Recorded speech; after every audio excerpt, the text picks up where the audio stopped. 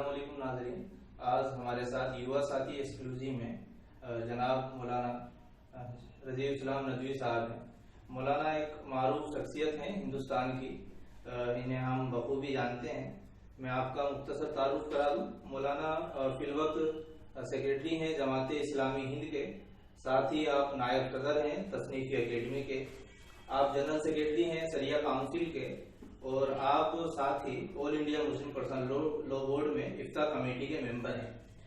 آپ نے اپنی تعلیم AMU سے مکمل کی, آپ نے BUMS اور MD وہاں سے کیا, ساتھ ہی آپ نے ندوہ سے فراغت حاصل کی. مولانا میں آپ کا یووا ساتھی ایکسکلوزیو میں استقبال کرتا ہوں. مولانا پہلا سوال تو ہمارا یہ ہے کہ جماعت اسلامی ہند کا ہندوستان بھر میں کافی نام سنائی دیتا ہے, تو آپ ذرا مختصر سا جماعت اسلامی ہند کا تعارف کرائیے. بسم اللہ الرحمن الرحیم. جماعت اسلامی کا نصب العین اقامت دین ہے. اقامت دین کا مطلب ہے اللہ کے دین کو قائم کرنا. اس مقصد کو حاصل کرنے کے لیے جماعت 3 مراحل میں کام کرتی ہے. فرد کا ارتقاء, معاشرے کی تعمیر, ریاست کی تشکیل. یعنی جماعت کی کوشش ہوتی ہے سب سے پہلے کہ افراد کا ارتقاء ہو, روحانی, دینی, علمی, فکری ارتقاء ہو. اس کے بعد جماعت چاہتی ہے کہ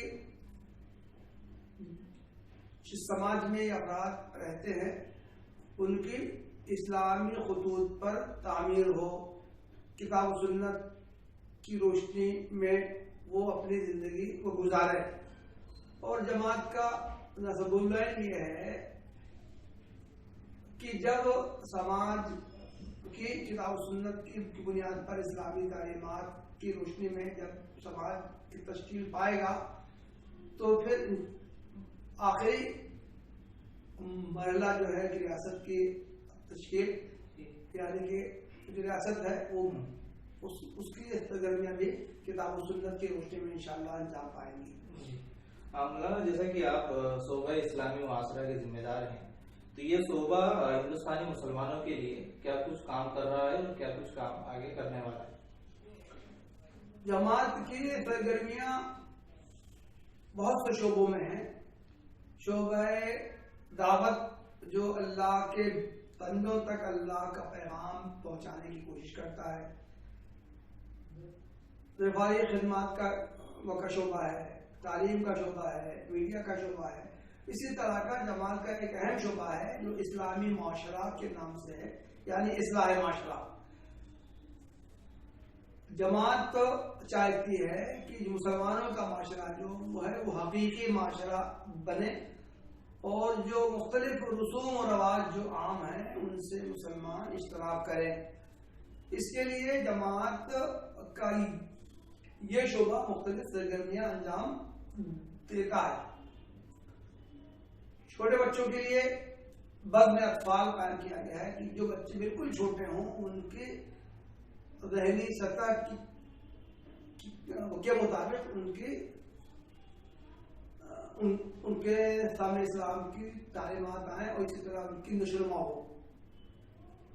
جماعت نے نظام مساجد قائم کیا ہے کہ جو مساجد ہیں وہ حقیقی کردار ادا کریں. اس میں صرف نماز ہی نہ پڑھا جائے بلکہ مختلف اس کے ذریعے سماجی روحانی خدمات انجام دی جائیں. خطبات جمعہ کو جماعت نے رواج دیا ہے کہ ہر ہفتے جمعہ کے خطبات کے ذریعے لوگوں تک اسلام کی تعلیمات پہنچائی جائے. وہ نوجوان جو شادی کی عمر کو پہنچنے والے ہیں یا پہنچ گئے ہیں, اس کے لیے جماعت نے ازدواجی تفہیمی کورس کو انٹروڈیوس کیا ہے کہ تاکہ ان کے سامنے اسلام کی آئلی تعلیمات تفصیل سے سامنے آئے. زوجین کے آپس میں حقوق کیا ہے, نکاح کے مقاصد کیا ہے, خوشگوار ازدواجی زندگی کیسے قائم کی جا سکتی ہے, اختلافات جب پیدا ہو تو اس کو کیسے دور کیا جائے. تو یہ ازدواجی تفہیمی کورس کو پورے ملک میں رواج دیا گیا ہے. اسی طرح کا اسلامی معاشرے کے تحت ایک کام انجام کیا جاتا ہے وہ ہے فیملی کاؤنسلنگ سینٹر. یعنی جب شادی کے بعد تنازعات اگر ابھرنے لگے تو ابتدا ہی میں ان کو چیک کیا جائے اور زوجین اور افراد خاندان کے درمیان فہم و تفہیم کے ذریعے ان کے اختلافات کو دور کرنے کی کوشش کی جائے. ایک کام شعبہ اصلاح معاشرے کے تحت یہ بھی ہوتا ہے کہ مختلف مکاتب فکر کے درمیان روابط کیے جائیں, ان کو مل جل کر کام کرنے پر آمادہ کیا جائے. خاص طور سے جو علماء ہیں, طبقہ علماء کو جوڑنے کی کوشش کی جاتی ہے. چنانچہ شعبہ اصلاح معاشرے کے تحت مجلس علماء کو رائج دیا گیا ہے. تنظیمیں ریاستی سطح پر قائم کی گئی ہیں. فارغین دینی مدارس اور فارغات دینی مدارس, یعنی دینی مدارس سے تعلیم حاصل کرنے والے مرد اور دینی مدارس سے تعلیم حاصل کرنے والے خواتین, دونوں کی انجمنیں پورے ملک میں قائم کی گئی. یہ چند جو اہم کام ہیں جو شعبہ اصلاح معاشرے کے تحت انجام دیے جا رہے ہیں. جیسا کہ آپ نے بتایا کہ اسلامی معاشرے کے ضمن میں جماعت اسلامی کیا کیا سرگرمیاں انجام دے رہی ہیں, تو جب مولانا یہ اسلامی معاشرے کی بات آتی ہے تو اس میں بڑا رول مدرسوں کا کہا جاتا ہے. جیسے کہ ہم نے ہندوستان کا جو پاسٹ دیکھا اس میں بھی مدارس کا کافی اہم رول رہا ہے, لیکن اب سوسائٹی میں جو مدارس کے تعلق سے جو اعتماد ہونا چاہیے وہ بھی کم ہوتے جا رہا ہے. تو اس پر آپ کیا کہتے ہیں؟ دیکھیے, دینی مدارس اہم خدمات انجام دیتے رہے ہیں, ان کی ایک روشن تاریخ ہے. ملک کی آزادی میں بھی مدارس کے فارغین اور ذمہ داروں نے اہم کردار ادا کیا ہے. لیکن جو مدارس کی اس سے جو وابستہ لوگوں کی جو نمایاں خدمات ہونی چاہیے وہ مختلف مسالک میں بڑھ جانے کی وجہ سے ان کا رول جو حقیقی رول ہے وہ اب قائم نہیں رہ سکا ہے. مختلف مسالک کے جو مدارس ہیں ان کے درمیان اقلیتوں کو عروج ملا ہے, آپس میں ایک دوسرے پر الزامات لگانا, ان کی ٹانگ کھینچنا, یہ سب چیزیں رہی ہیں. اس لیے عوام مدرسوں سے بدزن ہونے لگے ہیں. تو جماعت اسلامی کی کوشش یہ ہے کہ مدارس کے ذمہ داروں کو توجہ دلائی جائے کہ وہ اختلاف اور انتشار کو ہوا دینے کے بجائے اتحاد کو فروغ دیں. ان کا جو اہم کردار ہے عوام کی دینی رہنمائی, اس نقطے کو وہ فوکس کریں اور یہ مسلکی اصلیتوں اور اختلافات کو ہوا دیے بغیر وہ مل جل کر کام کریں, اپنا پیغام عام کریں اور عوام کی دینی اصلاح کا جو ان کا مشن جو پہلے پھر رہا ہے اسی کو وہ عام کریں, اسی پر قائم رہیں. مولانا, لیکن آپ بھی ملک بھر کا دورہ کرتے ہیں اور ملک بھر میں جس طریقے سے مدارس کو دیکھا جا رہا ہے اور جو کچھ گورنمنٹ کی طرف سے بھی کیا جا رہا ہے, یو پی گورنمنٹ ہو چاہے وہ آسام کی گورنمنٹ ہو, جو سوالات وہ اٹھاتی ہیں اور جو عام طور پر سوالات اٹھتے ہیں مدارس کے تعلق سے, ایک اہم سوال تو یہ اٹھتا ہے کہ اب وہ معیاری تعلیم مدارس میں جو ہونی چاہیے تھی وہ نہیں رہی. ایک چیز تو یہ, اور دوسرا یہ کہ جو مدرسوں کے بچوں کا مدارس سے نکلنے کے بعد جو اٹیچمنٹ سوسائٹی کے ساتھ ہونا چاہیے, جو کانفیڈنس ان کے اندر ہونا چاہیے کام کرنے کے لیے یا دیگر چیزیں کرنے کے لیے, وہ بھی ان کے ساتھ ان کے اندر نہیں ہوتا. تو ایک بڑا سوال تو یہ کیا جاتا ہے کہ ان مدارس کے بچوں کو مدرسوں میں رکھ کر سماج سے دور کرنے کی اصل میں کوشش کی جاتی ہے تاکہ وہ سماج کے ساتھ جو ان کا اٹیچمنٹ ہونا چاہیے وہ نہیں رہتا. تو ان جو اعتراضات جو اٹھتے رہتے ہیں انہیں آپ کس طریقے سے دیکھتے ہیں؟ دیکھیے, مجھے ملک کے مختلف ریاستوں میں بڑے بڑے مدارس میں جانے کا موقع ملتا ہے. وہاں مدارس کے ذمہ داروں کے ساتھ, مدارس کے اساتذہ کے ساتھ اور مدارس کے اونچے کلاسز کے طلباء کے ساتھ ہمارے یہ اجلاس ہوتے ہیں. ان کے درمیان اظہار خیال کا ہم کو موقع ملتا ہے. میں ہر جگہ اسی بات کی تلقین ان سے میں کرتا ہوں کہ وہ اپنے معیار پر توجہ دیں, اس سے کچھ کمپرومائز نہ کریں. میں طلبہ سے بھی کہتا ہوں کہ جتنا عرصہ یہاں آپ کو رہنے کا موقع ملتا ہے اس پر آپ فوکس کریں، توجہ دیں اور اپنے معیار کو بڑھانے کی کوشش کریں. میں اساتذہ سے بھی یہ کہتا ہوں کہ آپ کا کام نئی نسل کی بہترین جو تربیت ہے، اس لیے آپ اس کو ایک پروفیشن اور روزی کمانے کا ذریعہ سمجھنے کے بجائے اس کو آپ مشن سمجھیں اور اس طرح طلبہ کو اعلیٰ تعلیم، بہترین اور معیاری تعلیم سے نوازیں. یہ ملک کے مدارس ہیں، ان کو حکومت کی طرف سے ٹارگیٹ کیا جاتا ہے، طرح طرح کے الزامات عائد کیے جاتے ہیں، مدارس کو دہشت گردی کا اڈا کہا جاتا ہے. اس کے تدارک کے لیے جماعت نے مدرسہ پریچے کا ایک کام کیا ہے، بلکہ مسجد پریچے اور مدرسہ پریچے. تو یہ ایک اچھا کام ہے. اس کے ذریعے ہوتا ہے کہ جن آبادی میں وہ مدارس ہیں ان میں دوسرے مذاہب کے نمائندہ سرکردہ لوگوں کو مسجد میں یا مدرسے کے کیمپس میں لایا جائے، ان کو ان کی ایکٹیویٹیز کو دکھایا جائے. تو اس طرح ان کی بہت سی غلط فہمیاں دور ہوں گی اور جو الزامات ان پر عائد کیے جاتے ہیں اس کا انشاءاللہ ازالہ ہوگا. جی مولانا، تو ہم دیکھتے ہیں کہ جب مسلمان کی بات کی جاتی ہے یا مسلم سوسائٹیز کی بات کی جاتی ہے تو ابھی ملک بھر میں مسلم پرسنل لا بورڈ جو ہے وہ بحث کا موضوع بنا ہوا ہے. تو یہ مسلم پرسنل لا بورڈ کیا کارگزاریاں کر رہا ہے اور کیا کام کرتا ہے، اور دوسرا یہ کہ مسلم پرسنل لا بورڈ کی ابھی فوری طور پر کیا ضرورتیں محسوس کی جاتی ہیں؟ دیکھیے، مسلم پرسنل لا کے تعلق سے دو پہلوؤں پر ہمیں غور کرنے کی ضرورت ہے. ایک تو یہ کہ ہم یہ جانتے ہیں کہ اسلام کی جو تعلیمات ہیں وہ ایسا نہیں ہے کہ صرف وہ اجتماعی ہے یا پبلک ہے کہ آدمی انفرادی طور سے اس پر عمل کرے اور سماجی طور پر ان پر عمل کرنے کی ضرورت نہیں ہے، بلکہ اسلام کی جو تعلیمات ہیں وہ زندگی کے تمام پہلوؤں کے لیے، معاشرتی زندگی، آئلی زندگی، نکاح، وراثت ہے، طلاق کے احکام ہیں. تو یہ جو پرسنل لا پر عمل دین و ایمان کا تقاضا ہے. ملک میں تمام اقلیتوں کو اپنے پرسنل لا پر عمل کرنے کی آزادی دستور میں دی گئی ہے، لیکن جس زمانے میں دستور تیار ہو رہا تھا اسی زمانے میں ایک شق یہ شامل کر دی گئی تھی کہ ملک میں حکومت یکساں سول کوڈ کو نافذ کرنے کی کوشش کرے گی. تو یہ دونوں باتیں کنٹراڈکٹ ہیں کہ ہر اقلیت کو اپنے پرسنل لا پر عمل کرنے کی آزادی پھر رہے اور یونیفارم سول کوڈ کو بھی نافذ کیا جائے. اس زمانے میں بھی مسلمانوں کی طرف سے اس پر اعتراضات کیا گیا تھا، لیکن اعتراض کے باوجود بھی اس شق کو باقی رکھا گیا ہے. موجودہ دور میں ایک تو یہ ہے کہ مسلمان اپنے آئلی قوانین پر بھی اپنے دین کے مطابق عمل کریں. یکساں سول کوڈ کی اسی وجہ سے مسلمانوں کی طرف سے اس کی مخالفت کی جاتی ہے کہ یہ ان کے پرسنل لا میں مداخلت ہے.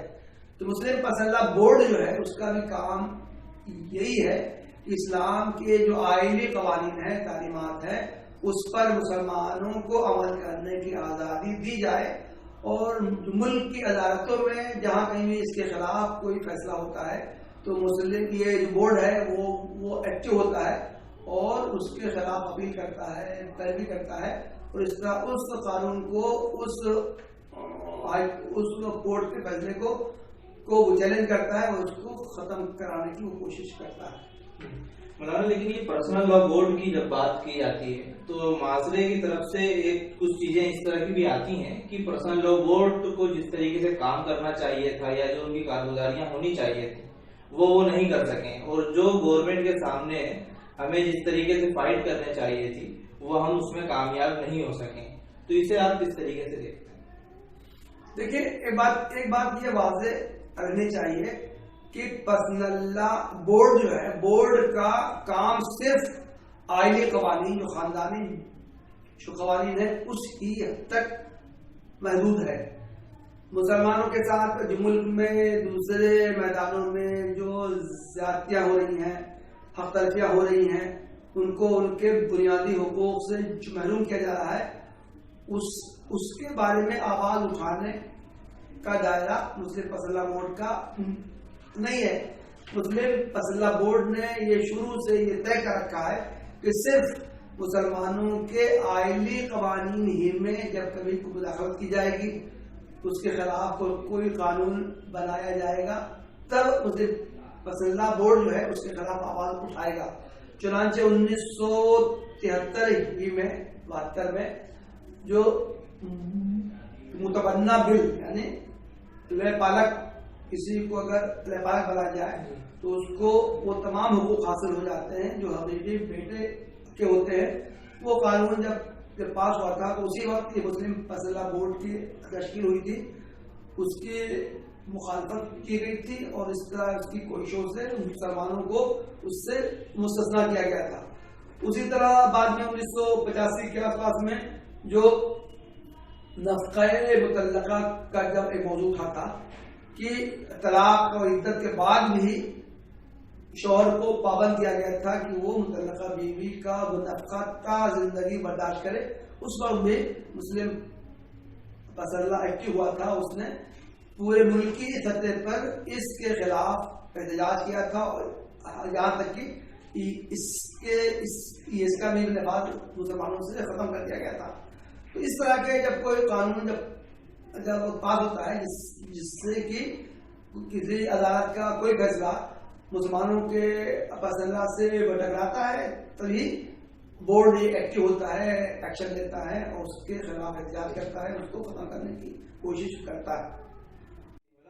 میرا آخری سوال یہ ہے کہ مجموعی طور پر مسلمان میں امت میں ایک کمزوری پائی جاتی ہے کہ وہ فرقوں میں طبقات میں بٹے ہوئے ہیں، تو اسے آپ کس طریقے سے دیکھتے ہیں اور اسے دور کس طرح کیا جا سکتا ہے، اور اس ضمن میں جماعت اسلامی کیا کچھ کوششیں کر رہی ہے؟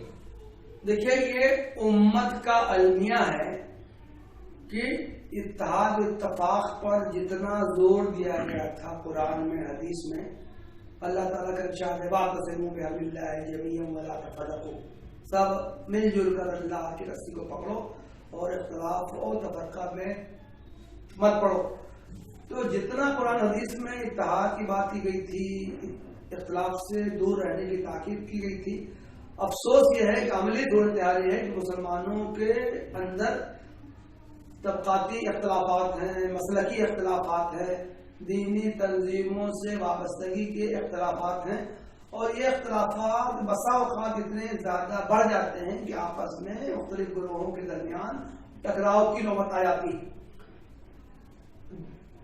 جماعت اسلامی کی کوشش یہ ہے کہ امت کے تمام فرقوں کے درمیان اتحاد و اتفاق کا درس دیا جائے، مل جل کر کام کرنے کی تلقین کی جائے، جو مسالک کے اختلاف ہے اس کے بارے میں یہ واضح کیا جائے کہ یہ حق باطل کا اختلاف نہیں ہے، بلکہ صرف یہ افضل و غیر افضل کا اختلاف ہے۔ ان اختلافات کے باوجود بھی ہم مل جل کر کام کر سکتے ہیں، اور جو ملک کے جو موجودہ حالات ہیں وہ اسی کا تقاضا کرتے ہیں کہ یہ معمولی اختلافات، جو فروعی اختلافات ہیں، ان کو نظر انداز کر کے دین کی حفاظت، مسلم و تشخص کی حفاظت، اور جو حملے ہو رہے ہیں اسلام و مسلمانوں پر، ان کا مقابلہ کرنے کے لیے مل جل کر کام کیا جائے۔ اس کے لیے جماعت اسلامی تمام دینی تنظیموں سے، تمام سماجی تنظیموں سے، مسلمانوں کے تمام گروہوں سے روابط استعمال کرتی ہے، ان کے ذمہ داروں سے تعلق رکھتی ہے، دوسری جماعتوں کے مراکز میں جاتی ہے، اس کے ذمہ داروں کو اپنے یہاں بلاتی ہے۔ اس طرح جماعت کی ایک کوشش رہتی ہے کہ تمام مسائل میں مل جل کر لوگ وہ کام کریں، اور اس طرح ہمارے مخاطبین جو ہیں ان کے سامنے یہ میسج دینا جائے کہ لوگوں میں اختلاف ہے، تنازع ہے، تفرقہ ہے۔ اللہ کا شکر ہے کہ جماعت کی ان کوششوں کے اثرات سامنے آ رہے ہیں اور مختلف دینی جماعتوں میں مل جل کر کام کرنے کا جذبہ پیدا ہو رہا ہے۔ جی، تو ناظرین، یہ ہمارے ساتھ ہیں مولانا رضی اسلام ندوی صاحب۔ میں یووا ساتھی کی طرف سے آپ کا بہت بہت شکر گزار ہوں کہ آپ نے ہمارے لیے وقت دیا۔